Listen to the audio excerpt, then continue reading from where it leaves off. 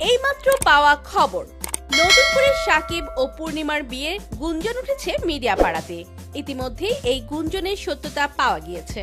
সাম্প্রতিক সময়ে চ্যানেল আইয়ের একটি অনুষ্ঠানে সাকিব ও পূর্ণিমা এক হয়েছিলেন। সেখানে তাদের জীবন সম্পর্কে বিভিন্ন ধরনের তথ্য উঠে এসেছে।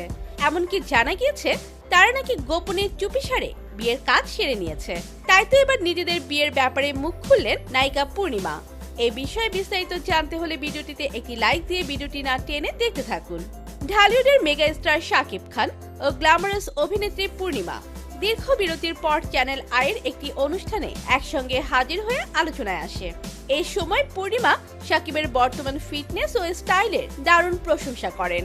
তবে এর পেছনে পূর্ণিমা ও শাকিবের নতুন কোনো সম্পর্কের কথা উঠে এসেছে।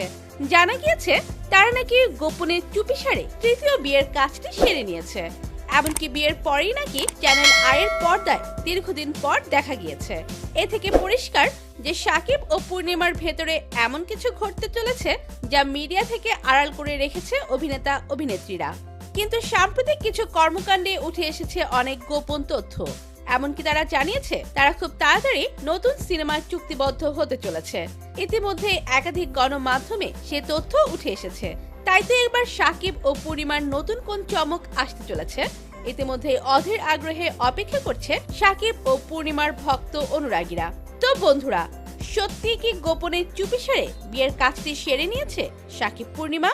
আর শাকিব ও পূর্ণিমা যদি আবারও সিনেমাতে অভিনয় করে সেই সিনেমাটি ব্যবসা সফল হবে?